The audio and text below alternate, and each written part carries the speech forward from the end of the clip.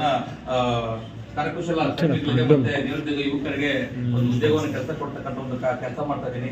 ಜೊತೆಗೆ ಸ್ವದೇಶಿ ಜಾಗರಣ ಮಂಚನ ಒಂದು ಜಿಲ್ಲಾ ಸಂಚಾಲಕ ಆಗಿ ನಾನು ಕೆಲಸ ಮಾಡ್ತಾ ಇದ್ದೇನೆ. ಜೆಡಿಯು ಪಕ್ಷದ ಯುವ ಘಟಕದ ರಾಜ್ಯಾಧ್ಯಕ್ಷನಾಗಿ ನಾನು ಕಾರ್ಯನಿರ್ವಹಿಸ್ತಾ ಇದ್ದೇನೆ. ಶ್ರೀ ಮಂಜುನಾಥೇಶ್ವರ ವಿವಿಧ ದೇಶ ಗ್ರಾಮೀಣ ಅಭಿವೃದ್ಧಿ ಸಂಸ್ಥೆಯ NGOದ CEO ಆಗಿ ನಾನು ಕಾರ್ಯನಿರ್ವಹಿಸ್ತಾ ಇದ್ದೇನೆ. ಅದ್ರ ಜೊತೆಗೆ HDR ಗ್ರೂಪ್ ಆಫ್ ಕಂಪನಿ ಅಂತೆಲ್ಲ ನಮ್ದು ಕೆಲವೊಂದು ಇಂಡಸ್ಟ್ರಿ ಇಟ್ಕೆ ಫ್ಯಾಕ್ಟರಿ ಇದೆ, ಅದಕ್ಕೆ ಚೇರ್ಮನ್ ಆಗಿ ವರ್ಕ್ ಮಾಡ್ತಾ ಇದ್ದೇನೆ. ಇದ್ರ ಜೊತೆಗೆ ಏನಪ್ಪಾ ಅಂದ್ರೆ ನಾನು 2014ರಲ್ಲಿ ಮೊದಲ ಬಾರಿಗೆ ಪರಿದರ್ಶಕಕ್ಕೆ ಕಂಟೆಸ್ಟ್ ಮಾಡಿದ್ದೆ. 2017ರಲ್ಲಿ ಉಪಚುನಾವಣೆಯ ಆಗ್ನೇಯ ಶಿಕ್ಷಕರ ಕ್ಷೇತ್ರಕ್ಕೆ ಕಂಟೆಸ್ಟ್ ಅನ್ನ ಮಾಡಿ ಒಂದು ಕಾಂಗ್ರೆಸ್ ಅಭ್ಯರ್ಥಿಗಿಂತ 5 ಪಟ್ಟು ಮತಗಳ ಜಾಸ್ತಿ ತಗೊಂಡಿದೆ. ಪಕ್ಷೇತರ ಅಭ್ಯರ್ಥಿಯಾಗಿ ನಾನು ಕಂಟೆಸ್ಟ್ ಮಾಡಿ ಅವಾಗ ಕೋಲಾರ ಜಿಲ್ಲೆಯಲ್ಲಿ ನಂದೇ ಲೀಡಿಂಗ್ ಇತ್ತು. ಚಿತ್ರದುರ್ಗ ಮತ್ತೆ ಕೋಲಾರ 2 ಜಿಲ್ಲೆಗಳಲ್ಲಿ ಇದು 5 ಜಿಲ್ಲೆಗಳ ಒಳಗೊಂಡ ಕ್ಷೇತ್ರ. ಇದು ಕೋಲಾರ, ಚಿಕ್ಕಬಳ್ಳಾಪುರ, ತುಮಕೂರು, ಚಿತ್ರದುರ್ಗ ಮತ್ತೆ ದಾವಣಗೆರೆ. ದಾವಣಗೆರೆಯಲ್ಲಿ ಬರೀ 3 ತಾಲೂಕುಗಳು ಬರುತ್ತೆ. ಅದು ದಾವಣಗೆರೆ ಮತ್ತೆ ಅದ್ರ ಜೊತೆಗೆ ಜಗಳೂರು ಮತ್ತೆ ಹರಿಹರ, ಈ 3 ತಾಲೂಕುಗಳು ಮಾತ್ರ ಬರುತ್ತೆ ಇದರಲ್ಲಿ. ಇದು ಉಳಿದಂತ ಎಲ್ಲ 4 ಜಿಲ್ಲೆಗಳಲ್ಲಿ ಎಲ್ಲ ತಾಲೂಕುಗಳನ್ನ ಒಳಗೊಂಡಂತ ಈ ಕ್ಷೇತ್ರ. ಇದರಲ್ಲಿ ಮೊದಲಿಗೆ 2014ರಲ್ಲಿ ಬರೀ 98,000 ಓಟ್ಗಳಿತ್ತು. ಅದಾದ ನಂತರ ಮೊನ್ನೆ 1,90,000 ಆಯ್ತು ಓಟ್ಗಳು. ಯಾವಾಗ 2020ರಲ್ಲಿ ಆಗಿರೋ ಚುನಾವಣೆಯಲ್ಲಿ. ಈ ಒಂದು 2026 ಬರ್ತಕ್ಕಂಥ ಚುನಾವಣೆಗೆ ನಾವೀಗಾಗಲೇ 6 ತಿಂಗಳಿಂದ ಮೊದಲು ಇಲ್ಲಿ ಜನವರಿ 22 ಕೂಡಲೇ ಬಂದು ಪೂಜೆ ಮಾಡೋದ್ರ ಮುಖಾಂತರ ಸ್ಟಾರ್ಟ್ ಮಾಡಿ ನಾವು ಕಾರ್ಯಕ್ರಮ ಸ್ಟಾರ್ಟ್ ಮಾಡಿದ್ವಿ. ಅಲ್ಲಿಂದ ನಾವು ಎನ್ರೋಲ್ಮೆಂಟ್ ಮತ್ತೆ ಅವೇರ್ನೆಸ್ ಅನ್ನ ಕ್ರಿಯೇಟ್ ಮಾಡ್ತಾ ಇದ್ರೆ ಎಲ್ಲರೂ, ಯಾಕಂದ್ರೆ ಎಷ್ಟೋ ಜನ ಪದವೀಧರಿಗೆ ಈ ಚುನಾವಣೆ ಬಗ್ಗೆ ಗೊತ್ತಿರೋದಿಲ್ಲ, ಎನ್ರೋಲ್ಮೆಂಟ್ ಪ್ರಕ್ರಿಯೆ ಯಾವ ರೀತಿ ಅಂತ ಗೊತ್ತಿರೋದಿಲ್ಲ. ಆಮೇಲೆ ಇನ್ನೂ ಕೆಲವ್ರಿಗೆ ಏನಪ್ಪಾ ಅಂದ್ರೆ ಆಲ್ರೆಡಿ ಮಾಡಿಸಿರೋರು ಸಹ ನಾವು ಮಾಡಿಸಿದ್ವಿ ಅಂತ ಹೇಳಿ ಸುಮ್ಮನೆ ಬಿಡ್ತಾರೆ. ಆದ್ರೆ ಪ್ರತಿಯೊಬ್ಬ ಪದವೀಧರರು ಸಹ ಡಿಗ್ರಿ ಕಂಪ್ಲೀಟ್ ಆಗಿ 3 ವರ್ಷ ಆಗಿರ್ಬೇಕು. 3 ವರ್ಷ ಆಗಿದ್ದ ಪ್ರತಿಯೊಬ್ಬ ಪದವೀಧರರು ಸಹ ಎನ್ರೋಲ್ಮೆಂಟ್ ಮಾಡಿಸ್ಕೊಳ್ಳಿ. ನವೆಂಬರಲ್ಲಿ ಎನ್ರೋಲ್ಮೆಂಟ್ ಬರುತ್ತೆ. ಈಗಾಗಲೇ ನೋಂದಣಿ ಮಾಡಿಸಿರೋರು ಸಹ ಪ್ರತಿಯೊಬ್ಬರು ಮತ್ತೆ ಮಾಡಿಸ್ಕೊಳ್ಬೇಕು. ಯಾಕಂದ್ರೆ ಇದು ಪ್ರತಿ ಚುನಾವಣೆಗೂ ಎನ್ರೋಲ್ಮೆಂಟ್ ಮಾಡಿಸ್ಕೊಳ್ಬೇಕಾಗುತ್ತೆ. ಎಷ್ಟು ಜನಕ್ಕೆ ಅದು ಗೊತ್ತಿರೋದಿಲ್ಲ, ಅವ್ರೇನ್ ಮಾಡ್ತಾರೆ ನಂದು ಇದೆಯಲ್ಲ ಅಂತ ಹೇಳಿ ಸುಮ್ಮನೆ ಆಗ್ಬಿಡ್ತಾರೆ. ಆದ್ರೆ ಎಲ್ಲರೂ ದಯವಿಟ್ಟು ಎನ್ರೋಲ್ಮೆಂಟ್ ಮಾಡಿಸ್ಕೊಳ್ಳಿ. ನವೆಂಬರ್ಲಿ ನೋಟಿಫಿಕೇಶನ್ ಆಗುತ್ತೆ.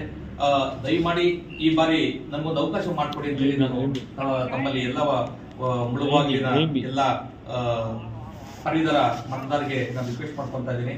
ಯಾಕಂದ್ರೆ ಒಬ್ಬ ಒಳ್ಳೆ ಅಭ್ಯರ್ಥಿಗೆ ಮತವನ್ನು ಕೊಟ್ಟಾಗ ನಾನು ಯಾವ ರೀತಿ ಮುಂದೆ ವಿಧಾನ ಪರಿಷತ್ತಲ್ಲಿ ತಮ್ಮೆಲ್ಲರ ಒಂದು ಸಮಸ್ಯೆಗಳನ್ನ ದುರ್ನೀತಿ ಹಿಡಿಯೋದಕ್ಕೆ ಅವಕಾಶ ಆಗುತ್ತೆ. ಮತ್ತೆ ಅತ್ಯಂತ ಇದುವರೆಗೂ ಯಾವ MLCಗಳನ್ನು ಸಹ ಒಂದು ದುರ್ನೀತಿ ಇರಬಾರ್ದು ಅಂದ್ರೆ ಈ ಸಮಸ್ಯೆಗಳ ಬಗ್ಗೆ ಆ ರೀತಿ. ಯಾಕಂದ್ರೆ ಆಗಲೇ ಸಾಹೇಬ್ ನಂಗೆ ಹೇಳಿದ್ರು, ಈಗ ಎಲ್ಲರೂ ಅನಿವಾರ್ಯತೆ ಇದ್ದಾರೆ, ಡಾಕ್ಟರ್ ನಾಗರಾಜ್ ಆಗೋಲ್ಲ, ಅವರ ಸ್ವಂತ ಯೋಚನೆ ಇರುತ್ತೆ ಅಂತ. ಈಗ ಎಲ್ಲಾ ಪಕ್ಷದಲ್ಲಿ ಹೈಕಮಾಂಡ್ ಅಂತ ಮತ್ತೆ ರಾಜ್ಯ ಅಧ್ಯಕ್ಷರಾಗ್ಬೋದು ಅಥವಾ ಆ ಪಕ್ಷದ ಒಂದು ಹಿಡಿತ ಇರುತ್ತೆ, ನೀವು ಅದು ಮಾತ್ರ ಇದು ಮಾಡಬಾರ್ದು ಅಂತ. ಅದೇ ಸಾಹೇಬ್ರು ಹೇಳಿದ್ರೆ ಫ್ರೀಡಮ್ ಅಂದ್ರೆ ಜನಗಳಿಗೆ ಒಳ್ಳೇದನ್ನ ನೀವು ಎಂತದೇ ರೀತಿಯಲ್ಲಿ ಯಾವಾಗ ಮಾಡಿದ್ರು ಸಹ ನಮ್ಗೆ ಸಂಪೂರ್ಣ ಬೆಂಬಲ ಇರುತ್ತೆ, ನೀವು ನಮ್ಮನ್ನ ಕೇಳೋ ಅವಶ್ಯಕತೆ ಎಲ್ಲ ಮಾಡ್ಬೋದು ಅಂತ ಹೇಳಿ ಒಂದು ನನಗೆ ಧೈರ್ಯವನ್ನು ಕೊಟ್ಟಿದ್ದಾರೆ. ಆ ಒಂದು ನಿಟ್ಟಿನಲ್ಲಿ ನಾವು ಈಗಾಗಲೇ ಸಂಚಲನ ಮಾಡಿದ್ವಿ. ಆಗ್ಲೇ ಒಂದು ಸುತ್ತು ಟೋಟಲಿ ಎಲ್ಲ 5 ಜಿಲ್ಲೆ ಮುಗಿಸ್ಕೊಂಡಿದ್ವಿ. ಈಗ ತಾಲೂಕು ವೈಸ್ ಹೋಗ್ತಾ ಇದ್ವಿ, ನೆಕ್ಸ್ಟ್ ಹೋಬಳಿ ವೈಸ್ ಹೋಗ್ತೀವಿ. ಈಗ ತಾಲೂಕು ವೈಸ್ ಆಗ್ಲೇ ಎಲ್ಲ ದಾವಣಗೆರೆಯಲ್ಲಿ ತಾಲೂಕು ವೈಸ್ ಕೂಡ ಮುಗಿಸಿದೀವಿ. ದಾವಣಗೆರೆ ಜಿಲ್ಲೆಯಲ್ಲಿ ಇನ್ನ ಚಿತ್ರದುರ್ಗ ಜಿಲ್ಲೆ ಮುಗಿಸಿದ್ವಿ, ಚಿಕ್ಕಬಳ್ಳಾಪುರ ಮುಗಿಸ್ಕೊಂಡ್ ಬರ್ತಾ ಇದೀವಿ. ಚಿಕ್ಕಬಳ್ಳಾಪುರ ಜಿಲ್ಲಾಕ್ಕೆ ಇದಾಗಿದೆ. ಈಗ 2ನೇ ರೌಂಡ್ ಮತ್ತೆ ಈಗ ನಮ್ಮ ಕೋಲಾರ ಜಿಲ್ಲೆಯಲ್ಲಿ ತಾಲೂಕು ವೈಸ್ ಹೋಗ್ತಾ ಇದ್ವಿ. ಆ ಒಂದು ನಿಟ್ಟಿನಲ್ಲಿ ಇವತ್ತು ನಾವು ಮುಳಬಾಗಿಲಿಗೂ ಬಂದಿದ್ವಿ. ಮುಳಬಾಗಿಲೆಲ್ಲ ಇವತ್ತೆಲ್ಲ ಶಾಲಾ ಕಾಲೇಜಿಗೆ ಭೇಟಿ ಕೊಡ್ತೀವಿ, ಕೋರ್ಟಿಗೆ ಭೇಟಿ ಕೊಡ್ತೀವಿ. ಅದ್ರ ಜೊತೆಗೆ ತಾಲೂಕು ಆಫೀಸು ಎಲ್ಲೆಲ್ಲಿ ಪದವೀಧರರು ಜಾಸ್ತಿ ಸಿಗ್ತಾರೆ ಅದಕ್ಕೆಲ್ಲ ನಾವು ಭೇಟಿಯನ್ನು ಕೊಟ್ಟು ಅವರಿಗೆ ಒಂದು ಮತಯಾಚನೆ ಮಾಡೋದ್ರ ಮುಖಾಂತರ ಮತ್ತೆ ಒಂದು ಅವೇರ್ನೆಸ್ ಅನ್ನ ಕ್ರಿಯೇಟ್ ಮಾಡ್ತೀವಿ ಸರ್. ಅಂದ್ರೆ ಏನು ಮತ್ತೆ ಎನ್ರೋಲ್ಮೆಂಟ್ ಮಾಡಿಸ್ಕೊಳ್ಳಿ, ದಯಮಾಡಿ ಒಳ್ಳೆ ವ್ಯಕ್ತಿಗೆ ಮೆಡಲನ್ನು ಕೊಡಿ ಅಂತೇಳಿ ನಾವು ಕೇಳ್ಕೊತಾ ಇದೀವಿ. ನನಗೆ ದಯವಿಟ್ಟು ತಾವೆಲ್ಲನೂ ಸಪೋರ್ಟ್ ಮಾಡ್ಬೇಕಂತ ಅನಕ್ಷರಸ್ಯರಿಗಿಂತ ಓಟ್ಗಿಂತ ಅಕ್ಷರಸ್ಯ ಓಟ್ ಮೌಲ್ಯ ಜಾಸ್ತಿ ಇದೆ. ಮೌಲ್ಯ ಅಂದ್ರೆ ಈಗ 2014ರಲ್ಲಿ ನಿಮ್ಮ ಸಾವಯವ ರಾಜಕಾರಣ ವರ್ಕೌಟ್ ಆಗುತ್ತಾ ಸರ್? ಆಗುತ್ತೆ ಅಂತ ನಾನು ಹೇಳ್ತೀನಿ. ಈ ಪ್ರಶ್ನೆಗೆ ಆಗುತ್ತಾ ಅನ್ನೋದು ನೀವು ನಮ್ಮನ್ನ ಕೇಳೋದಲ್ಲ, ನಿಮ್ಮನ್ನ ನೀವು ಆಗ್ಬೇಕು ಸರ್. ನೀವು ಆಗ್ಬೇಕೋ ಬೇಡವಾ? ಆಗ್ಬೇಕು. ಆದ್ರೆ ಇವತ್ತಿನ ಯಾವ್ದಾರ ಇದು ಚುನಾವಣೆ ಹೋಲಿಕೆ ಮಾಡ್ಕೊಂಡ್ರು ಪ್ರತಿಯೊಂದು ಶಿಕ್ಷಕರ ಕ್ಷೇತ್ರ ಆಗ್ಬೋದು, ಯಾವುದೇ ಕ್ಷೇತ್ರದ ಯಾಚನೆ ಆದ್ರೆ ಇಲ್ಲಿವರೆಗೂ ಆಗಿರೋದನ್ನ ಬಿಟ್ಬಿಡೋಣ. ನಿಮ್ ಕಡೆ ಹೇಗಿದೇನು ಮುಂದಕ್ಕೆ ನಾವು ಏನ್ ಕೆಲಸ ಮಾಡೋಣ. ಟೀಚರ್ಸ್ ಅಲ್ಲಿ ನಾವು ಒಂದ್ ನಿಮಿಷ ಅವರು ನಮ್ಮ ಅಸಹಾಯಕತೆ ಒಳಗಡೆ ನಮ್ಮ ಕೈಲಿ ಆಗಲ್ಲ ಅಂತಂದೇಳಿ ಯಾರೋ ಬಲಿಷ್ಠರು ಅಂತಂದೇಳಿ ನೋಡೋದು ಸರಿನಾ? ಅಥವಾ ನಾವು ಒಂದಷ್ಟು ಜನ ಸಂಘಟನೆ ಅಂತಂದೇಳಿ ಗಣಾಚಾರ ಅಂತ ಬರುತ್ತೆ, ಅವೇರ್ನೆಸ್ ಬೇಸ್ಡ್ ಕಲೆಕ್ಟಿವ್ ಆಕ್ಷನ್ ಅಂತ. ನಾವೊಂದು ಅರಿವಿನ ಆಧಾರದ ಮೇಲೆ ಒಟ್ಟಾಗಿ ಸೇರ್ಕೊಂಡು ಯೋಚನೆ ಮಾಡಿ ಒಬ್ರಿಗೊಬ್ರು ಮಾತಾಡಿ ಅದ್ರ ಮೂಲಕ ನಾವು ಗೆಲ್ಲೋದಕ್ಕೆ ಯಾಕೆ ಸಾಧ್ಯ ಇಲ್ಲ? ಸಾಧ್ಯ ಇದೆ. ಬಟ್ ನಮ್ಮ ಮನಸ್ಸಿನೊಳಗಿರುವಂತ ಅನುಮಾನನ ತೆಗೆದಾಕರ ಯಾರು? ನಾವೇನಾದ್ರು ದುಡ್ಡು ಕೊಟ್ಟು ತೆಗೆದಾಕಕ್ಕಾಗತ್ತೆ ಸರ್? ಈಗ ಮತ್ತರ್ಗು ಅರಿವು ಬಂದಿದೆ ಸರ್. ಏನಪ್ಪಾ ಅಂದ್ರೆ ಇವರು ವೋಟ್ ತಗೊಂಡೋದ್ರು ನಾವೆಲ್ಲೇ ಹೋಗಿ ಅದೇ ಹೇಳ್ತಾ ಇದ್ರೆ ದಿವಸ ದಯವಿಟ್ಟು ದುಡ್ಡು ಕೊಡಬಾರ್ದು ಸರ್, ನಮ್ಮ ಸಮಸ್ಯೆಗಳಿಗೆ ಸ್ಪಂದನೆ ಕೊಡ್ಬೇಕಂತ. ಈಗಾಗಲೇ ಶಿಕ್ಷಕರು ಆಲ್ರೆಡಿ ಅವರವರು ಇದ್ರಲ್ಲಿ ಅಸೋಸಿಯೇಷನ್ ಏನ್ ಮಾತಾಡ್ಕೊತಿದ್ದಾರೆ ಸರ್, ಇದುವರೆಗೂ ಗೆದ್ದೋದ್ರು ನಮ್ಮ ಸಮಸ್ಯೆಗಳ ಬಗ್ಗೆ ಯಾರು ಮಾತಾಡ್ತಾ ಇಲ್ಲ. ಯಾಕಂದ್ರೆ ಅದೇ ಈಗ ಅವ್ರೇನು ಕೊಟ್ಟಾಗ ನಾವು ತಗೊಂಡಿದ್ದೀವಿ, ಆ ಒಂದು ಅರಿವು ನಮಗೆ ಬಂದಿದೆ. ದಯವಿಟ್ಟು ಈ ಸರಿ ದುಡ್ಡು ಕೊಡದಿರೋ ಚುನಾವಣೆ ಮಾಡಿ ಅಂತ ಒಂದು ಈ ಸರಿ ಸಾಧ್ಯ ಇದೆ ಅನ್ನೋಕೆ ಇನ್ನೊಂದು ಇದು ಹೇಳ್ತೀನಿ ಸರ್. ಯಾಕಂದ್ರೆ ನಾನು ಆಗಲೇ ಹೇಳಿದೆ, ಏನು ನಿಮ್ಗೆ ಸಂಖ್ಯೆ ಹೇಳಿದೆ, ಏನು 2014ರಲ್ಲಿ ಬರೀ 98,000 ಇತ್ತು, ಆಮೇಲೆ 1,92,000. ಈ ಸರಿ 4 ಲಕ್ಷವರೆಗೂ ಹೋಗುತ್ತೆ ಸರ್ ಎನ್ರೋಲ್ಮೆಂಟ್. 4 ಲಕ್ಷಕ್ಕೆ ಯಾರೂ ಸಹ ಇದು ಮಾಡಕ್ ಹೋಗೋದಿಲ್ಲ ಸರ್. ಒಬ್ಬ MLC ಅಭ್ಯರ್ಥಿ ಅಂಜಕ್ ಬಂದ್ರೆ ಕೂಡ ಅದು ಆಗೋದಿಲ್ಲ ಸರ್, ಅವ್ರ ಕೈಲಿ ಆಗೋದಿಲ್ಲ. ಒಂದು ಈ ಸರಿ ಮತದಾರರು ಬುದ್ಧಿವಂತರಾಗ್ತಾ ಇದ್ದಾರೆ ಸರ್. ಈಗ ನಾವೆಲ್ಲೇ ಹೋದ್ರೆ ಕೂಡ ದಯವಿಟ್ಟು ದುಡ್ಡು ಕೊಡಬೇಡಿ ಸರ್, ನೀವು ಒಳ್ಳೆ ಕೆಲಸ ಮಾಡಿ ಸಾಕು ಅಂತ ಹೇಳಿ ಕೇಳ್ತಾ ಇದ್ದಾರೆ. ಈಗ ಅಸೋಸಿಯೇಷನ್ಸ್ ಆಲ್ರೆಡಿ ಅವರೇ ಅನೌನ್ಸ್ ಮಾಡಕ್ಕೆ ರೆಡಿ ಆಗ್ತಾ ಇದ್ದಾರೆ. ಈಗ ಮೊನ್ನೆ ಕೋಲಾರ ಜಿಲ್ಲೆಯಲ್ಲಿ ಪಿ ಟೀಚರ್ ಅಸೋಸಿಯೇಷನ್ ನಂಗೆ DC ಆಫೀಸಲ್ಲಿ ಯಾವುದೋ ಮೀಟಿಂಗ್ ಹತ್ತಿದಾಗ ಅವ್ರು ಹೇಳಿದ್ರು, ಇಲ್ಲ ಸರ್ ದಯವಿಟ್ಟು ದುಡ್ಡು ಮಾಡುವ ಸರ್, ಯಾಕಂದ್ರೆ ಈಗ ನಾವು ಕೂಡ ಶಿಕ್ಷಕರ ಚುನಾವಣೆ ಕೂಡ ನಾವು ದುಡ್ಡು ಕೊಡಕ್ಕೆ ಸ್ಟಾರ್ಟ್ ಮಾಡಿ ಸರ್. ಈಗ ಒಳ್ಳೊಳ್ಳೆಯವರೆಲ್ಲ ನಾವು ಸೋಲ್ತಾ ಇದ್ವಿ, ಎತ್ತಿದ್ದವರೆಲ್ಲ ಗೆಲ್ತಾ ಇದ್ದಾರೆ ಅಂತ ಹೇಳಿ ಅವ್ರ ಸಂಘಗಳಲ್ಲೇ ಆ ತರ ಸ್ಟಾರ್ಟ್ ಆಗಿದೆ ಅನ್ನೋದಕ್ಕೆ ಅವ್ರಿಗೂ ಬೇಸರ ಬಂದಿದೆ. ಈಗ ಅದೇ ರೀತಿ ಇನ್ನು ಮಾಮೂಲಿ ಈಗ ಹಳ್ಳಿಗಳಲ್ಲಿ ಕೂಡ ನಿಮ್ಗೆ ಗೊತ್ತಿದೆ, ಒಂದು ಗ್ರಾಮ ಪಂಚಾಯತಿ ಗೆಲ್ಬೇಕಂದ್ರೆ ಯಾವ ರೀತಿ ಇದೆ, ಮತ್ತೆ ಅವ್ರು ಕೆಲಸ ಮಾಡೋದಿಲ್ಲ, ಅಲ್ಲಿ ಕೆಲಸ ಆಗೋದಿಲ್ಲ ಅಂತ ಅಲ್ಲಿ ಗೊತ್ತಿದೆ. ಆ ಅವೇರ್ನೆಸ್ ನಾವು ಮಾಡ್ಬೇಕು, ನಮ್ಮ ಜೊತೆಗೆ ನೀವು ಮಾಡ್ಬೇಕು ಸರ್. ಇಂಪಾರ್ಟೆಂಟ್ ನೀವು ಪತ್ರಕರ್ತರು ಅವರೆಲ್ಲ ಸ್ವಲ್ಪ ಹೆಚ್ಚಿಸ್ಬೇಕು ಸರ್, ಈ ತರ ಹಿಂಗಾಗಿದ್ದಾರೆ ಅಂತ ಹೇಳಿ. ಏನು ದುಡ್ಡು ಕೊಟ್ಟಿಗೆ ಅಂದ್ರೆ ಅವ್ರು ಮತ್ತೆ ದುಡ್ಡು ಮಾಡಕ್ಕೆ ನೋಡ್ತಾರೆ ಅಲ್ಲಿ, ಮತ್ತೆ ಸಮಸ್ಯೆ ಮಾಡಕ್ ಆಗುತ್ತಾ? ಆಗೋದಿಲ್ಲ, 100% ಆಗೋದಿಲ್ಲ. ಈ ಒಂದು ಲಾಸ್ಟ್ ಟೈಮ್ ಎಲೆಕ್ಷನ್ ಟೈಮಲ್ಲಿ ನೀವು ಬಂದವರು ಸರ್, ಆ ಎಲೆಕ್ಷನ್ ಟೈಮ್ಗೂ ಈ ಎಲೆಕ್ಷನ್ ಈಗ ಬಂದಿರೋ ಕ್ಯಾನ್ವಾಸ್ ಬಂದು ಸುಮಾರು ಘಟನೆಗಳಾಯ್ತು, ಸುಮಾರು ಸಮಸ್ಯೆಗಳಾಯ್ತು. ಬಟ್ ನೀವು ಆ ಸಮಸ್ಯೆಗೆ ಒಂಥರ ಅರಿವು ಮೂಡಿಸೋ ಕೆಲಸ ಮಾಡ್ತೀವಿ ಸರ್. 100% ನಾನು ಪ್ರತಿ ಶಿಕ್ಷಕರ ಸಮಸ್ಯೆಗಳು ಇದೆ ಸರ್.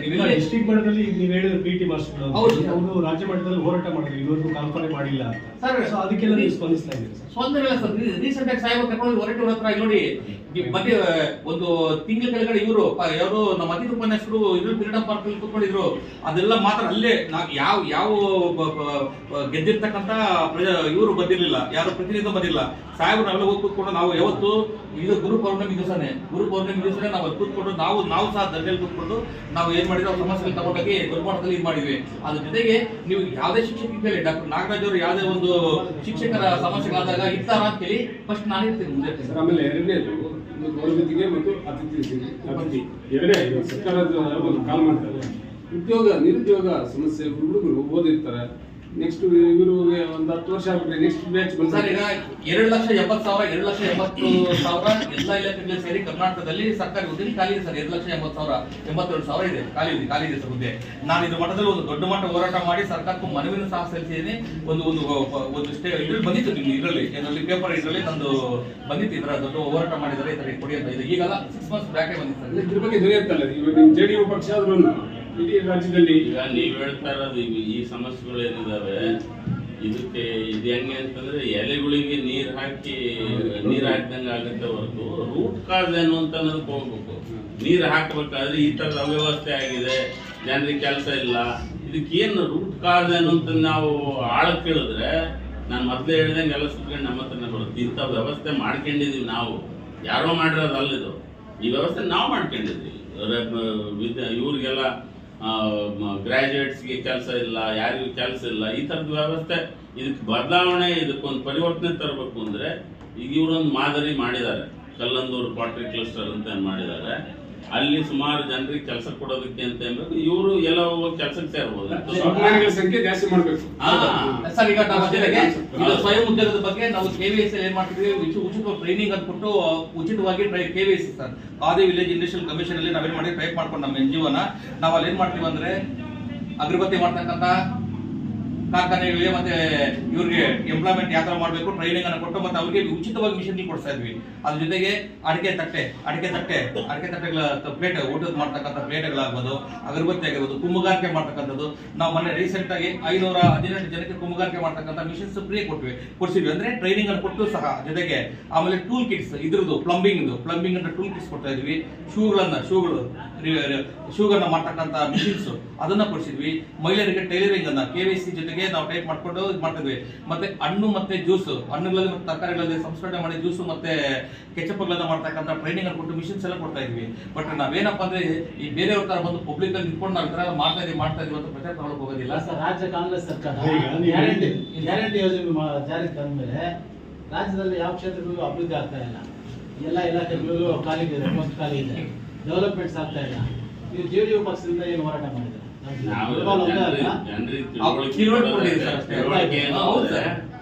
ಈಗ ಅವ್ರು ಕೊಡ್ತಾರೆ ತಪ್ಪು ಅಂತ ಹೇಳಲ್ಲ, ಆದ್ರೆ ಅದರ ಹಿಂದಿನ ಉದ್ದೇಶ ಏನು ಅನ್ನೋದನ್ನ ನೋಡ್ಬೇಕು. ಹಣಕ್ಕಾಗಿ ಅಂತದ್ದು ಮತಕ್ಕಾಗಿ ನಮಗೆ ಮತ ಬರಲಿ ಅಂತಂದೇಳಿ ಮೊದಲಿಗೆ ದುಡ್ಡು ಕೊಟ್ಟು ಓಟ್ ಹಾಕ್ಸ್ಕೊಳ್ಳೋದು ಒಂದ್ ಥರದ ಭ್ರಷ್ಟಾಚಾರ. ಆದ್ರೆ ನೀವು ಓಟ್ ಹಾಕ್ರಿ ಆಮೇಲೆ ನಾವು ನಿಮಗೆ ಇದನ್ನ ಮಾಡ್ತೀವಿ ಅದನ್ನ ಮಾಡ್ತೀವಿ ಅಂತ ಹೇಳೋದು ಕೂಡ ಭ್ರಷ್ಟಾಚಾರನೇ. ಆ ಥರದಿಂದ ಇದು ಭ್ರಷ್ಟಾಚಾರ ನಡೀತಾ ಇರೋಂಥದ್ದು. ಅದು ಆದ್ನಾರು ಅವರು ಅನುಭವಿಸ್ತಾರೆ. ಈಗಾಗಲೇ ಅದನ್ನ ಹ್ಯಾಂಡಲ್ ಮಾಡೋಕ್ಕಾಗದಷ್ಟು ಇದಕ್ಕೆ ಬಂದಿದೆ. ಗ್ಯಾರಂಟಿ ಇದಕ್ಕೆ ದುಡ್ಡು ಇಲ್ಲ ಅಂತ ಹೇಳ್ಬಿಟ್ಟು ಪದೇ ಪದೇ ಜನ ಕಂದಾಯ ಕಟ್ಟಲಿ, ಜನ ಇದು ಮಾಡಲಿ. ಈಗ ನನ್ನ ಎಲ್ಲ ಬಂಧುಗಳೇ, ನಾವು ಭಾಳ ಒಂದು ಸಂಕೀರ್ಣ ಪರಿಸ್ಥಿತಿಯಲ್ಲಿ ಪ್ರಪಂಚದಾದ್ಯಂತ ಬಹಳಷ್ಟು ಗೊಂದಲದ ವಾತಾವರಣದಲ್ಲಿ ನಾವೆಲ್ಲ ನಡೀತಾ ಇದ್ದೀವಿ. ಪ್ರಪಂಚದಲ್ಲಿರೋ ಗೊಂದಲ ನಮ್ಮ ದೇಶ ಬಿಟ್ಟೋಗಿದೆ ಅಂತ ಏನಿಲ್ಲ, ನಮ್ಮ ದೇಶನೂ ಭಾಳಷ್ಟು ಗೊಂದಲದಲ್ಲಿದೆ. ಜೊತೆಗೆ ನಮ್ಮ ರಾಜ್ಯನೂ ಸಾಕಷ್ಟು ಗೊಂದಲದಲ್ಲಿದೆ. ಇದಕ್ಕೆಲ್ಲ ಕಾರಣ ಏನು ಅಂತ ಹುಡುಕ್ತಾ ಹೋದರೆ ಎಲ್ಲ ಸುತ್ತಕೊಂಡು ಕೊನೆಗೆ ಇಷ್ಟೆಲ್ಲ ಗೊಂದಲಗಳಾಗೋದಕ್ಕೆ, ಇಷ್ಟೆಲ್ಲ ಅವ್ಯವಸ್ಥೆ ಆಗೋದಕ್ಕೆ, ಈ ಕುವ್ಯವಸ್ಥೆ ಆಗೋದಕ್ಕೆ, ಇದಕ್ಕೆಲ್ಲ ಏನು ಕಾರಣ ಅಂತಂದೆಲ್ಲ ನಾವೇನಾದರೂ ಕಾರಣ ಹುಡುಕ್ತಾ ಹೋದರೆ ಕೊನೆಗೆಲ್ಲ ಸುತ್ತಕೊಂಡು ನಮ್ಮ ಹತ್ರನೇ ಬರುತ್ತೆ. ಪ್ರತಿಯೊಬ್ಬರು ನಾವೇ ಇದಕ್ಕೆಲ್ಲರೂ ಕಾರಣ ಅಂತ. ಯಾಕೆಂದರೆ ನಾವು ಜವಾಬ್ದಾರಿಗಳನ್ನ ತಗೊಂಡಿಲ್ಲ.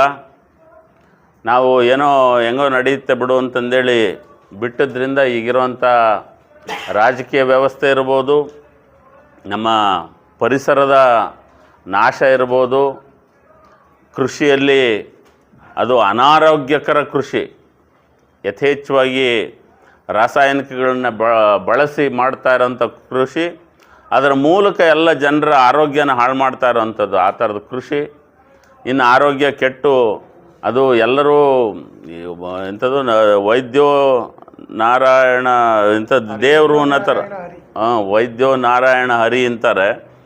ಆದರೆ ಇದು ನಮ್ಮ ಡಾಕ್ಟರ್ ನಾಗರಾಜ್ದಲ್ಲ, ಅವ್ರಿಗೆ ಸಂಬಂಧಪಟ್ಟದ್ದಲ್ಲ. ಬಹಳಷ್ಟು ಜನ ವೈದ್ಯರದೆಲ್ಲ ಏನಾಗಿದೆ ಅಂತಂದರೆ ಎಲ್ಲ ಗಮನ ಹಣದ ಕಡೆಗಿದೆ ಹೊರತು ಜನರ ಆರೋಗ್ಯದ ಕಡೆಗಿಲ್ಲ. ಯಾರಾದರೂ ಹೋಗಿ ಸಿಕ್ಕರೆ ಸಾಕು, ಅವರೆಲ್ಲ ಅವ್ರನ್ನ ಯಾವುದೋ ಒಂದು ಮಿಷಿನ್ಗಳೆಲ್ಲ ಪರ್ಚೇಸ್ ಮಾಡಿ ಇಟ್ಕೊಂಡಿರ್ತಾರೆ. ಕೋಟಿಗಟ್ಟಲೆ ಬೆಲೆ ಬಾಳೋವಂಥ ಮಿಷಿನ್ಗಳು, ಅವುಗಳೊಳಗೆ ಹಾಕೋದು, ಬರೀ ಪರೀಕ್ಷೆ ಪರೀಕ್ಷೆ ಪರೀಕ್ಷೆ, ಕೊನೆಗೆ ಏನಾದರೂ ಒಂದು ಕಾಯಿಲೆ ಹುಡುಕಿ ಅದಕ್ಕೆ ಔಷಧಿ ಕೊಡೋ ನೆಪದಲ್ಲಿ ಅವ್ರದ್ದು ಹಣ ಕಿತ್ಕೊಳ್ಳೋ ಅಂಥದ್ದು. ಕೆಲವು ಸರಿ ಈ ಉಪಯೋಗ ಇಲ್ಲದೇ ಇದ್ದರೂ ಕೂಡ, ಅವಶ್ಯಕತೆ ಇಲ್ಲದೇ ಇದ್ದರೂ ಕೂಡ ಆಪ್ರೇಷನ್ಗಳು ಮಾಡೋವಂಥದ್ದು. ಈ ಥರದ ವೈದ್ಯ ಪದ್ಧತಿ ಏನಿದೆ ಅದು. ಇನ್ನು ಶಿಕ್ಷಣ ಅನ್ನೋದು ಅದು ಹಣಕ್ಕಾಗಿ, ಅದು ಬದುಕೋದಕ್ಕೆ ಮುಂದೆ ನಾವು ಹೆಂಗೆ ಬದುಕಬೇಕಪ್ಪ ಅನ್ನೋದಕ್ಕೆ ಶಿಕ್ಷಣ ಕಲಿಸೋವಂಥದ್ದು. ಚಿಕ್ಕ ವಯಸ್ಸಿನಿಂದನೇ ಕಾಂಪಿಟೇಷನ್ ಕಲಿಸೋಂಥ ಶಿಕ್ಷಣದ ವ್ಯವಸ್ಥೆ. ಈ ಥರದ್ದೆಲ್ಲದು ಇವೆಲ್ಲ ಒಂದಕ್ಕೊಂದು ಪೂರಕ. ಜೊತೆಗೆ ನಮ್ಮ ಆಡಳಿತದ ವ್ಯವಸ್ಥೆ ಏನಿದೆ ಅದು ಸಂಪೂರ್ಣವಾಗಿ ಹದಗೆಟ್ಟಿದ್ದು, ಅದು ಸಂಪೂರ್ಣವಾಗಿ ಹಣ ಕೇಂದ್ರೀಕೃತ. ಅವು ಯಾವುದೇ ಒಂದು ನಮ್ಮ ಪ್ರಜಾಪ್ರಭುತ್ವ ಅಂದರೆ ಪ್ರಜೆಗಳ ಪ್ರಭುತ್ವ ಇರಬೇಕು. ಇದರಲ್ಲಿ ನಮ್ಮದು ಪ್ರಜಾಪ್ರಭುತ್ವ ಹೋಗಿ ಹಣದ ಪ್ರಭುತ್ವ ಆಗಿದೆ. ಇದರಲ್ಲಿ ಒಂದು ನಾವು ಪರಿವರ್ತನೆ ತರಬೇಕು ಅಂತಂದರೆ ಯಾರೋ ಮೋದಿಯವ್ರು ಮಾಡ್ತಾರೆ, ರಾಹುಲ್ ಗಾಂಧಿ ಮಾಡ್ತಾರೆ, ಸಿದ್ದರಾಮಯ್ಯ ಮಾಡ್ತಾರೆ ಅಂತ ನಾವು ಕಾದು ಕೂತ್ಕೊಂಡ್ರೆ ಅದು ಆಗದೇ ಇರೋವಂಥದ್ದು. ಯಾಕೆಂದರೆ ನಮಗೆಲ್ಲರಿಗೂ ಗೊತ್ತಿದೆ, ಪತ್ರಕರ್ತರಿಗೂ ಗೊತ್ತಿದೆ. ನಾವು ಕೆಟ್ಟ ಹಳ್ಳಿಗೆ ಹೋಗಿ ಯಾವುದೋ ಮೂಲೆಯಲ್ಲಿರೋ ಜನರನ್ನು ಕೇಳಿದರೂ ಕೂಡ ಅವ್ರಿಗೆಲ್ಲರಿಗೂ ಗೊತ್ತಾಗಿದೆ ಏನಂದರೆ ಸಂಪೂರ್ಣ ಅವ್ಯವಸ್ಥೆ ಕುವ್ಯವಸ್ಥೆಯಲ್ಲಿ ಇದ್ದೀವಿ ಅಂತ.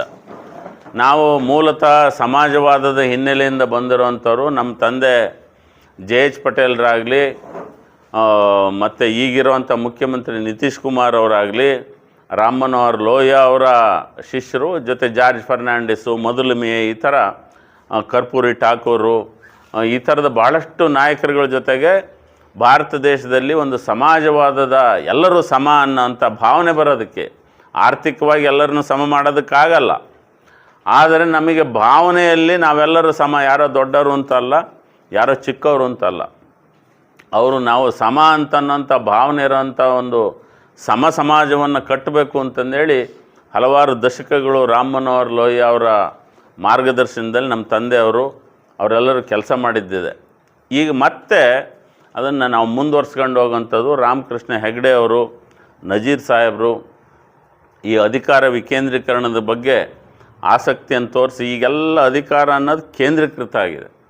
ಯಾರೋ ಡೆಲ್ಲಿ ಒಳಗೆ ಕೂತ್ಕೊಂಡ್ರು ಒಂದಿಬ್ಬರು ಸೇರ್ಕೊಂಡು ಪೂರ್ತಿ ಈ ದೇಶದ ಭವಿಷ್ಯ ಬರೆಯೋದು ನೋಡ್ತಾರೆ. ಇಲ್ಲಿ ಕರ್ನಾಟಕದಲ್ಲಿ ಯಾರೋ ಒಂದು 5-6 ಜನ ಒಟ್ಟಿಗೆ ಸೇರ್ಕೊಂಡು ಅವರು ನಮ್ಮ ರಾಜ್ಯದ ಭವಿಷ್ಯ ಬರೆಯೋದು ನೋಡ್ತಾರೆ. ಜಿಲ್ಲಾ ಮಟ್ಟದಲ್ಲೂ ಕೂಡ ನೋಡಿದರೆ ಕೆಲವು ಜನ ಆ ಜಿಲ್ಲೆಯ ಭವಿಷ್ಯ ಈ ಥರದ್ದೆಲ್ಲದು ಒಂದೇನಿದೆ, ಇದು ಆಗಬಾರ್ದು ಅಂತಲೇ ನಾವು ಅಧಿಕಾರ ವಿಕೇಂದ್ರೀಕರಣದ ಬಗ್ಗೆ ನಾವು ಮೊದಲಿಂದನೂ ಮಾತಾಡ್ತಾ ಬಂದಿದ್ದೀವಿ. ಈಗ ನಮಗೆ ಇರೋ ಆಲೋಚನೆಗಳನ್ನು ಸಮರ್ಥವಾಗಿ ಜನರಿಗೆ ತಲುಪಿಸೋವಂಥದ್ದು, ಜೊತೆಗೆ ಈ ವಿಧಾನಸಭೆ ಮತ್ತು ವಿಧಾನ ಪರಿಷತ್ ಏನಿದ್ದಾವೆ ಇದರೊಳಗೆ ಕಲಾಪಗಳು ನಡೆಯೋದು ಕೂಡ ಅಸಹ್ಯಕರವಾಗಿ, ನಾನು ಆಗಲೇ ಒಂದು ಸರಿ MLA ಆಗಿ ನೋಡಿದ್ದೀನಿ. ನಾನು ಭಾಳ ಸಾಕಷ್ಟು ಬೇರೆ ದೇಶಗಳಲ್ಲೆಲ್ಲ ಓಡಾಡಿ ಸಾಕಷ್ಟು ಸೆಮಿನಾರ್ಗಳನ್ನ ಮಾಡಿ, ನಾನೇ ಕೆಲವು ಸೆಮಿನಾರ್ಗಳನ್ನ ಕಂಡಕ್ಟ್ ಮಾಡ್ತಿದ್ದೆ ಬೇರೆ ದೇಶಗಳಲ್ಲಿ. ಇಲ್ಲೂ ಭಾಳಷ್ಟು ಸೆಮಿನಾರ್ಗಳು ಅಂಥವನ್ನೆಲ್ಲವೂ ಅಟೆಂಡ್ ಮಾಡಿದ್ದು ಇದೆ, ನಾನು ಕಂಡಕ್ಟ್ ಮಾಡಿದ್ದಿದೆ. ನಾನು ಭಾಳ ಒಳ್ಳೆ ಚಿಂತನೆ ಮಾಡಬೇಕು, ಒಂದು ವಿಧಾನಸಭೆ ಒಳಗಡೆ ಒಳ್ಳೆ ಒಂದು ಸಂಭಾಷಣೆನ ಮಾಡಬೇಕು ಅಂತಂದೇಳಿ ವಿಧಾನಸಭಾ ಸದಸ್ಯ ಆಗಿ ಹೋಗಿ 1 ವಾರದೊಳಗಡೆ ಬೇಜಾರಾಗೋಯ್ತು. ನಾನು ಎಲ್ಲಿ ಯಾವ ಒಂದು ಪರಿಸ್ಥಿತಿಗೆ ಸಿಗಾಕೊಂಬಿಟ್ಟೆ ಅಂತಂದೇಳಿ. ಯಾರೂ ಒಂದು ಒಳ್ಳೆ ಮಾತಾಡೋರಿಲ್ಲ, ಬರೀ ಒಬ್ಬರನ್ನೊಬ್ಬರು ಬೈಯೋದು, ಟೀಕೆ ಮಾಡೋದು. ಜನರ ಬಗ್ಗೆ ಕಳಕಳಿ ಇದೆ ಅಂತ ಅಂತಾರೆ, ಆದರೆ ಅವ್ರು ಮಾತಾಡೋದು ಜೋರಾಗಿ ಮಾತಾಡ್ತಾ ಪತ್ರಕರ್ತರ ಕಡೆ ನೋಡ್ತಿರ್ತಾರೆ, ನನ್ನ ಸುದ್ದಿ ಬರೀಲಿ ಅಂತ. ಈ ಥರದ ಬರೀ ಗಮನ ಸೆಳೆಯೋದಕ್ಕೋಸ್ಕರ, ಹಣ ಮಾಡೋದಕ್ಕೋಸ್ಕರ ಅನ್ನೋಂಥದ್ದನ್ನ ಅಧಿಕಾರ ಅಂತಂದು ಅಧಿಕಾರ ಅನ್ನೋ ಪದನೇ ತಪ್ಪದು. ಅಧಿಕಾರ ಅನ್ನೋದ್ರ ಬದಲು ಜವಾಬ್ದಾರಿ. ಒಬ್ಬ MLA ಅಂದರೆ ಅದೊಂದು ಜವಾಬ್ದಾರಿ. ಯಾವುದೋ ಒಂದು ಮಂತ್ರಿ ಅಂದರೆ ಒಬ್ಬ ಜವಾಬ್ದಾರಿ. ಅದು ಒಬ್ಬ MLA ಆದವನ ಜವಾಬ್ದಾರಿ ಬರೀ ಆ ಕಾನ್ಸ್ಟಿಟ್ಯೂನ್ಸಿಗೆ ಅಷ್ಟೇ ಸೀಮಿತ ಅಲ್ಲ. ಈಗ ಮುಳುಬಾಗಿಲಿನ MLA ಅಂತಂದರೆ ಬರೀ ಮುಳುಬಾಗಿಲಿನ ಬಗ್ಗೆ ಯೋಚನೆ ಮಾಡೋದಲ್ಲ, ಸಂಪೂರ್ಣ ರಾಜ್ಯದ ಬಗ್ಗೆ ಯೋಚನೆ ಮಾಡಬೇಕು. ಒಬ್ಬ ಜಿಲ್ಲಾ ಪಂಚಾಯತ್ ಸದಸ್ಯ ಅಂತಂದರೆ ಆತ ಬರೀ ತನ್ನ ಕಾನ್ಸ್ಟಿಟ್ಯೂನ್ಸಿ ನೋಡೋದಲ್ಲ, ಜಿಲ್ಲೆ ಬಗ್ಗೆ ಯೋಚನೆ ಮಾಡಬೇಕು. ಒಬ್ಬ ಪಾರ್ಲಿಮೆಂಟ್ ಸದಸ್ಯ ಅಂತಂದರೆ ತಮ್ಮ ಜಿಲ್ಲೆದಷ್ಟೇ ಅಲ್ಲ, ಅವನು ಪೂರ್ತಿ ಸಂಪೂರ್ಣ ದೇಶದ ಬಗ್ಗೆ ಯೋಚನೆ ಮಾಡಬೇಕು. ಆ ಥರದ ರಾಜಕಾರಣಿಗಳು, ಆ ಥರದ ಜನಪ್ರತಿನಿಧಿಗಳನ್ನು ಆರಿಸೋವಂಥ ಜವಾಬ್ದಾರಿ ನಮ್ಮೆಲ್ಲರ ಮೇಲೂ ಇದೆ. ಈಗ ನಾವು ಸಂಯುಕ್ತ ಜನತಾದಳ ಪಕ್ಷ JDU ಪಕ್ಷದಿಂದ ಒಬ್ಬ ಸಜ್ಜನ ಈಗಾಗಲೇ ಮಾಲೂರಿನಲ್ಲಿ ಇವರು ಡಾಕ್ಟರ್ ನಾಗರಾಜ್ ಮತ್ತು ಅವರ ಶ್ರೀಮತಿ ಸಹನಾ ಅವರು ಇಬ್ಬರು ಒಂದು ಒಳ್ಳೆ ಕೆಲಸ ಮಾಡ್ತಿದ್ದಾರೆ. ಜನರಿಗೆ ಆರೋಗ್ಯ ಅದು ಅವರು ಬಹುತೇಕ ಆಯುರ್ವೇದದ ಕಡೆಗೆ ಗಮನ ಕೊಡ್ತಾರೆ. ಆದರೆ ತಕ್ಷಣಕ್ಕೆ ಯಾರಿಗಾದರೂ ಏನಾದರೂ ರಿಲೀಫ್ ಬೇಕು ಅಂದರೂ ಕೂಡ ಅವರು ಆಲೋಪತಿನೂ ಕೂಡ ಉಪಯೋಗಿಸ್ಕೊಂಡು ಒಂದು ಮೊನ್ನೆ ಇತ್ತೀಚೆಗೆ ಅವರು ಒಂದು ಹಾಸ್ಪಿಟಲ್ನು ಓಪನ್ ಮಾಡಿದ್ದಾರೆ. ಭಾಳಷ್ಟು ಬಡವರಿಗೆ ಅವರು ಬಡವರು ಅನ್ನೋದಕ್ಕಿಂತ ಆರೋಗ್ಯ, ಸಮಾಜದಲ್ಲಿ ಆರೋಗ್ಯ ಇರಬೇಕು ಅನ್ನೋದ್ರ ಕಡೆಗೆ ಹೆಚ್ಚು ಗಮನ ಕೊಡ್ತಿದ್ದಾರೆ. ಅವ್ರನ್ನ ನಾವು ಸಂಯುಕ್ತ ಜನತಾದಳದಿಂದ ಈಗ ಅಭ್ಯರ್ಥಿಯನ್ನಾಗಿ ನಾವು ಘೋಷಣೆ ಮಾಡ್ತಾಯಿದ್ದೀವಿ. ಅವರು ನಮ್ಮ ಅಭ್ಯರ್ಥಿ ಆಗಿರ್ತಾರೆ. ಮುಂದೆ ಜೂನ್ 2026ಕ್ಕೆ ಚುನಾವಣೆ ಬರುತ್ತೆ. ಅದು ಪದವೀಧರರು ಆರಿಸೋಂಥದ್ದು. ಪದವೀಧರರು ವಿದ್ಯಾವಂತರು ಅಂದರೆ ಸ್ವಲ್ಪ ಪ್ರಜ್ಞೆ ಇರಬೇಕು, ಒಳ್ಳೆಯದು. ಯಾರು ಒಳ್ಳೆಯವರು, ಯಾರು ನಮ್ಮ ಜವಾಬ್ದಾರಿ ತಗೊತಾರೆ, ಅವರಿಂದ ಏನು ಕೆಲಸ ಆಗುತ್ತೆ ಅನ್ನೋಂಥದ್ದನ್ನ ಯೋಚನೆ ಮಾಡೋವಂಥದ್ದು ಪ್ರಜ್ಞಾವಂತ, ಜವಾಬ್ದಾರಿಯುತವಾದಂಥ ನಮ್ಮ ಇವ್ರಿಗೆ ಬರಬೇಕಾಗುತ್ತೆ. ಡಾಕ್ಟರ್ ಲಕ್ಷ್ಮಯ್ಯ ಅಂತ. ನಮಸ್ಕಾರ, ಬನ್ನಿ.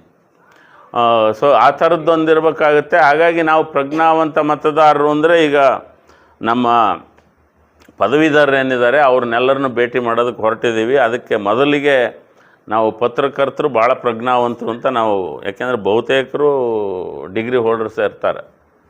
ಯಾರು ಡಿಗ್ರಿ ಇಲ್ಲದೆ ಇರೋರು ಯಾರು ಇದ್ದರೆ ಹೇಳ್ರಿ. ಬಹುತೇಕರು ಪದವೀಧರರು ಇರ್ತಾರೆ. ಆಮೇಲೆ ಸಾಕಷ್ಟು ವಿಷಯ ಸಂಗ್ರಹಣೆ ಮಾಡ್ಕೊಂಡು ಒಂದು ಪ್ರಜ್ಞೆ ಇರುತ್ತೆ, ಏನು ಒಳ್ಳೆಯದು ಏನು ಕೆಟ್ಟದ್ದು ಅಂತ. ಆದರೆ ಈಗ ನಮ್ಮ ಸಮಾಜದಲ್ಲಿ ಅಸಹಾಯಕತೆ ಅನ್ನೋಂಥದ್ದು ಎಷ್ಟು ತುಂಬ್ಕೊಂಬಿಟ್ಟಿದೆ ಅಂದರೆ ಎಲ್ಲರೂ ಅಸಹಾಯಕರೇ. ನಾವೇನೋ ಸ್ವಾತಂತ್ರ್ಯ ಬಂದಿದೆ ನಮ್ಮ ದೇಶಕ್ಕೆ ಅಂತ ಅಂತೀವಿ, ಆದರೆ ಯಾರನ್ನೇ ಕೇಳಿದರೂ ತಮ್ಮ ಅಸಹಾಯಕತೆ ಬಗ್ಗೆನೇ ಮಾತಾಡ್ತಾರೆ. ಒಬ್ಬ MLA ಅದನ್ನು ದುಡ್ಡು ಯಾಕೆ ತಗೊಂತೀಯಪ್ಪ ನೀನು ಅಂತಂದರೆ, ನಾವು ಎಲೆಕ್ಷನ್ನೇ ದುಡ್ಡು ಕೊಟ್ಟಿದ್ವಿ ರೀ, MLA MLCಗಳು ಎಲೆಕ್ಷನ್ನೇ ದುಡ್ಡು ಹಂಚಿದ್ವಿ, ಮತ್ತು ನಾನು ಈ ದುಡ್ಡು ಮತ್ತು ವಾಪಸ್ ತಗೊಳ್ಳೇಬೇಕು, ಮತ್ತು ಮುಂದಿನ ಎಲೆಕ್ಷನ್ನಿಗೆ ಜಾಸ್ತಿ ಮಾಡಲೇಬೇಕು ಅನ್ನೋಂಥ ತನ್ನ ಅಸಹಾಯಕತೆ ಅವನು ಹೇಳ್ತಾನೆ. ಜನರ ಹತ್ರ ಹೋಗಿ ನೀವು ಯಾಕೆ ದುಡ್ಡು ತಗೊಂತೀರಿ ಅಂತಂದರೆ, ಇವ್ರನ್ನೆಲ್ಲ ನಂಬೋದಕ್ಕೆ ಆಗಲ್ಲ, ಇವರೆಲ್ಲ ರಾಜಕಾರಣಿಗಳೆಲ್ಲ ಕಳ್ಳರು, ಇವರು ಮೊನ್ನೆ ಇಲ್ಲಿ ಸೈಕಲ್ ಮೇಲೆ ಓಡಾಡ್ತಿದ್ದ ಇವನು ಜಿಲ್ಲಾ ಪಂಚಾಯತ್ ಸದಸ್ಯ, ಈಗಲೇ ದೊಡ್ಡ ಮನೆ ಕಟ್ಸ್ಕೊಂಡಿದ್ದಾನೆ, ದೊಡ್ಡ ಕಾರ್ ಮಾಡ್ಕೊಂಡಿದ್ದಾನೆ, ಅವ್ರದ್ದು ಮತ್ತೆ ಕಿತ್ಕೋಬೇಕಲ್ಲ, ಹಂಗಾಗಿ ನಾವು ಅವ್ರ ಹತ್ರ ಕಿತ್ಕೊಂತೀವಿ ಅಂತಂದೇಳಿ ಅವ್ರ ಅಸಹಾಯಕತೆ ಜನ ಹೇಳ್ತಾರೆ. ಮಂತ್ರಿಗಳಾಗಲಿ, ಮುಖ್ಯಮಂತ್ರಿ ಆಗಲಿ, ಪ್ರಧಾನಮಂತ್ರಿ ಎಲ್ಲರೂ ನಮ್ಮ ದೇಶದಲ್ಲಿ ಅಸಹಾಯಕರಾಗಿದ್ದಾರೆ. ನಾವು ನಾಗರಾಜ್ ಅವ್ರನ್ನ ಅಸಹಾಯಕರು ಅಂತ ನೋಡಲ್ಲ. ಇವರು ಒಂದು ಸ್ವತಂತ್ರವಾಗಿ ಯೋಚನೆ ಮಾಡೋವಂಥವ್ರು, ಯಾರ ಮೇಲೂ ಡಿಪೆಂಡೆನ್ಸಿ ಅನ್ನೋಂಥದ್ದಿಲ್ಲ. ಈಗ ನಾವು ಹೇಳ್ಬೇಕು ಅಂತಂದರೆ ನಮ್ಮ ಕೇಂದ್ರದಲ್ಲಿರುವಂಥ ನಮ್ಮ ನಿತೀಶ್ ಕುಮಾರ್ ಅವರು ಕೆಲವು ಸರಿ ಅಸಹಾಯಕರಾಗಿರ್ತಾರೆ. ಇವ್ರ ಜೊತೆಗೂ ಇಲ್ಲಿ ಕಳ್ಳರ ಜೊತೆಗೆ ಹೋಗೋದು ಇಲ್ಲ ಸುಳ್ಳರ ಜೊತೆಗೆ ಹೋಗೋದು ಅಂತ ಆಯ್ಕೆ ಅನ್ನೋದು ಇವೆರಡರ ನಡುವೆ ಇರ್ತೈತಿ. ಕಳ್ಳರ ಜೊತೆಗೆ ಹೋಗ್ಬೇಕು, ಸುಳ್ಳರ ಜೊತೆಗೆ ಹೋಗ್ಬೇಕು. ಈ ಆಯ್ಕೆ ಒಳಗೆ ಅವರು ಅಸಹಾಯಕರಾಗಿದ್ದಾರೆ. ಬಟ್ ನಾವು ಕರ್ನಾಟಕ ರಾಜ್ಯದಲ್ಲೇ ಈ JDU ಪಕ್ಷ ಉದಯ ಆಗಿದ್ದು JH ಪಟೇಲ್ರು, ರಾಮಕೃಷ್ಣ ಹೆಗ್ಡೆ ಅವರು, ಇವರು ಮತ್ತು ಶರದ್ ಯಾದವ್ ಅವರು ಇವರೆಲ್ಲ ಸೇರಿ ಸ್ಥಾಪಿಸಿದ ಪಕ್ಷ. ಬೈರೇಗೌಡರು, ಬಚ್ಚೇಗೌಡರು, ಆಮೇಲೆ ಗೋವಿಂದ ಗೌಡರು, ಇವರೆಲ್ಲರೂ ಸೇರಿ ಸ್ಥಾಪಿಸಿದಂಥ ಪಕ್ಷ ಇದು ಮೊದಲು ಭಾಳ ಪ್ರಬಲವಾಗಿತ್ತು. ಆದರೆ ಕಾಲಕ್ರಮೇಣ ನಮ್ಮ ಅಧ್ಯಕ್ಷರುಗಳಾದಂಥ ಬೈರೇಗೌಡರು ತೀರ್ಕೊಂಡ್ರು, ನಾಗೇಗೌಡರು ತೀರ್ಕೊಂಡ್ರು, ಆಮೇಲೆ ರಾಮಕೃಷ್ಣ ಹೆಗ್ಡೆ ಅವರು ಹೋದರು. ಒಬ್ಬೊಬ್ಬರೇ ಖಾಲಿ ಮಾಡಿದ್ರಿಂದ ನಮ್ಮ ಪಕ್ಷ ಸ್ವಲ್ಪ ಕ್ಷೀಣಿಸ್ತಾ ಬಂದಿದೆ. ಆದರೆ ಇದರೊಳಗಡೆ ಆ ಸ್ಪಿರಿಟ್ ಅಂತ ಏನಂತೀವಿ, ಆ ಸ್ಪಿರಿಟ್ ಅನ್ನೋಂಥದ್ದಿದೆ. ಅದನ್ನು ಮತ್ತೆ ಉಪಯೋಗಿಸ್ಕೊಂಡು, ಆ ಶಕ್ತಿಯನ್ನು ಉಪಯೋಗಿಸ್ಕೊಂಡು ಕರ್ನಾಟಕ ರಾಜ್ಯದಾದ್ಯಂತ ಒಂದು ಸಾವಯವ ರಾಜಕಾರಣ ಅಂತ ನಾವು ಹೇಳ್ತೀವಿ. ಸಾವಯವ ರಾಜಕಾರಣ ಅಂದರೆ ಇದರೊಳಗೆ ಯಥೇಚ್ಛವಾಗಿ ಹಣ ಖರ್ಚು ಮಾಡೋದು, ಇದನ್ನು ಹೆಂಡ ಕೊಡೋದು, ಜಾತಿ ಧರ್ಮ ಇದ್ರ ಮೂಲಕ ನಾವು ಇದನ್ನು ಕೊಡ್ರಿ, ನಮಗೆ ಮತ ಕೊಡ್ರಿ, ನಾವು ನಿಮ್ಮ ಜಾತಿಯವರು ಅಂತ ಹೇಳೋಂಥ ಆ ಪರಿಪಾಠ ಬಿಟ್ಟು ನಾವು ಒಂದು ಒಳ್ಳೆ ಕೆಲಸ ಮಾಡ್ತೀವಿ. ಪ್ರಜ್ಞಾವಂತರೆಲ್ಲರೂ ನಮ್ಮ ಜೊತೆ ಬನ್ನಿ ಅಂತಂದೇಳಿ ಕರೆಯುವಂಥದ್ದು. ಈಗಿರುವಂಥ ಸ್ಪರ್ಧೆ ಅಂದರೆ ಪ್ರಜ್ಞೆ ಇದ್ದವರು, ಪ್ರಜ್ಞೆ ಇಲ್ಲದವ್ರ ನಡುವೆ, ಸಂತೋಷವಾಗಿರೋರು, ದುಃಖದಲ್ಲಿರೋರ ನಡುವೆ, ಒಳ್ಳೆ ಜನ ಮತ್ತು ಕೆಟ್ಟ ಜನರ ನಡುವೆ. ನಾವೇನೋ ಸರ್ಟಿಫಿಕೇಟ್ ಕೊಟ್ಕೊಂತೀವಿ, ನಾವು ಒಳ್ಳೆ ಜನ ಅಂತಂದೇಳಿ ನಾವು ಹೇಳ್ಕೊಂತೀವಿ. ಬೇರೆ ಒಳ್ಳೆಯರು ಅಂತಂದು ಯಾರು ಅನ್ನೋಂಥವ್ರು ನಮಗೆ ಮಾರ್ಗದರ್ಶನ ಮಾಡೋದಕ್ಕೆ ಬೇಕಾದ್ರೂ ಬರ್ಬೋದು. ಅವರು ನಮ್ಮ ಒಳ್ಳೆಯವರು ಮತ್ತು ಕೆಟ್ಟವರು ಅಂತ ನಾವೆಲ್ಲ ಯಾರ್ಯಾರು ಗೊತ್ತಿದೆ, ಯಾರ್ಯಾರು ಕೆಟ್ಟವ್ರು ಇದ್ದಾರೆ, ಜೈಲಿಗೆ ಹೋಗಿ ಬಂದವರು ಇದ್ದಾರೆ, ಜೈಲಿಗೆ ಹೋಗಿ ಬಂದರೂ ಅಧಿಕಾರಕ್ಕಾಗಿ ಹಂಬಲಿಸ್ತಾ ಇರೋವಂಥವ್ರು ಇರ್ತಾರೆ, ಎಲೆಕ್ಷನ್ ನಿಲ್ತಿರ್ತಾರೆ. ಎಷ್ಟು 54% ಆಫ್ ದಿ MPs ಅವ್ರ ಮೇಲೆ ಕ್ರಿಮಿನಲ್ ಕೇಸ್ಗಳಿದಾವಂತೆ ಈಗಿರೋವಂಥ ಪಾರ್ಲಿಮೆಂಟಲ್ಲಿರೋರು. ನಮ್ಮ ಅಸೆಂಬ್ಲಿ ಒಳಗಿರೋ ಇವ್ರ ಬಗ್ಗೆ ಅವ್ರ ಮೇಲೆ ಒಂದು 50% ಜನರ ಮೇಲೆ ಕೇಸ್ಗಳಿದ್ದಾವೆ. ಅದೆಷ್ಟು ಪರ್ಸೆಂಟೇಜನ್ನು ತಗೋಬೇಕಿದೆ ಕರೆಕ್ಟಾಗಿ.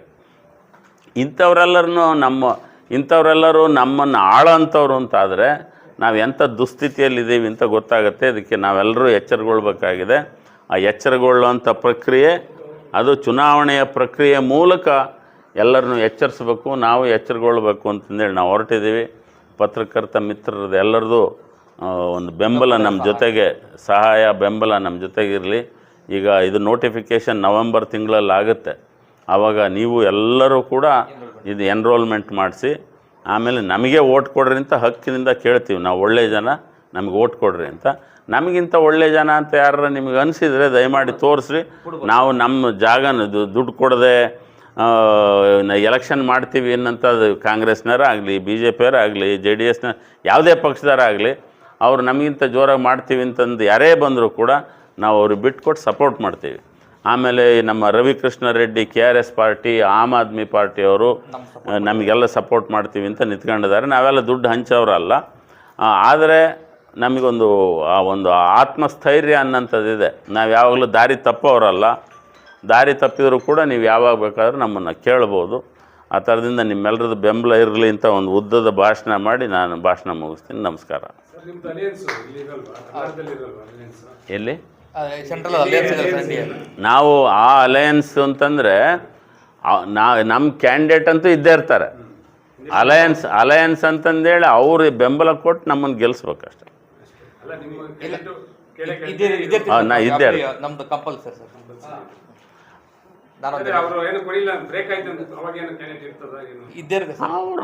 ಅವ್ರ ಕ್ಯಾಂಡಿಡೇಟ್ ಹಾಕಿದ್ರೆ ಅವ್ರು ಆಗ್ತಾರೆ.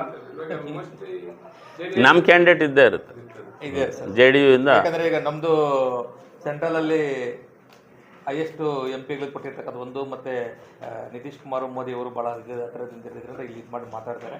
ಆಮೇಲೆ ಕುಮಾರಣ್ಣವರು ಮತ್ತೆ ನಮ್ಮ ಸಾಹೇಬರು ಇನ್ನೇನು ಅಣ್ಣ ತಮ್ಮಂದಿರಿದ್ದಂಗೆ ಅದು ಮಾತಾಡ್ತಾರೆ ಸರ್ ಸೆಂಟ್ರಲ್. ಅವ್ರು ಬೆಂಬಲ ಕೊಡಬೇಕು ಅಂತ ಕೇಳ್ತೀವಿ ಅಷ್ಟೇ, ನಾವೇನು ಆಮೇಲೆ ಆಗ್ಬೇಕಾಯ್ತು ಸರ್. ನಾವು ಯಾರಿಗೋ ಹೋಲ್ಸ್ಕೊಳಕ್ಕೆ ಹೋಗಲ್ಲ. ಹೋಗ್ಬೇಡ ಸರ್. ನಾವು JDSಗೆ ಇದಕ್ಕೆ ನಾವು ಹೋಲ್ಸ್ಕೊಳಕ್ಕೆ ಹೋಗಲ್ಲ. ನಾವು ನಮ್ಮದೇ ಆದ ಹಂಗೆ ಅವ್ರ ಬಗ್ಗೆ ನಾವು ಮಾತಾಡಕ್ಕೆ ಹೋಗಲ್ಲ ಸರ್. ಅವೆಲ್ಲ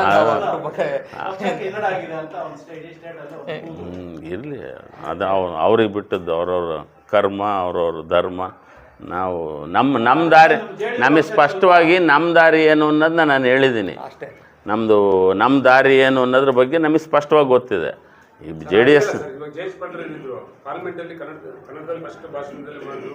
ಇಡೀ ದೇಶ ಅವರು ನಮ್ಮ ರಾಜ್ಯ ಆ ಕಡೆ ತಿರುಗಿ ನೋಡ್ತಾ ಅವರು ಎಲ್ಲೇ ಇರಲಿ ಗುಂಡೋಡ್ದಂಗೆ ಮಾತಾಡ್ತಾ ಇದ್ರು. ನೇರವಾಗಿ ಯಾಕೆಂದರೆ ಅವ್ರಿಗೊಂದು ಸ್ಪಷ್ಟತೆ ಇತ್ತು. ಯಾರಿಗೆ ಸ್ಪಷ್ಟತೆ ಇರುತ್ತೆ, ನೈಸರ್ಗಿಕ ಕೌಂಟರ್ ಕೊಟ್ಟಿದ್ದು. ಹೌದು, ವಿಶ್ವಸುಂದರಿ ಸ್ಪರ್ಧೆಗೆ ಬಂದಾಗ ನಿಮ್ಮ ಮನೆಯಲ್ಲಿ ಒಂದು ನೀವು ನಿಮ್ಮ ಮಗಳು ಈ ಸ್ಲೀವ್ ಆಗ್ತೀರಿ ಇವೆಲ್ಲ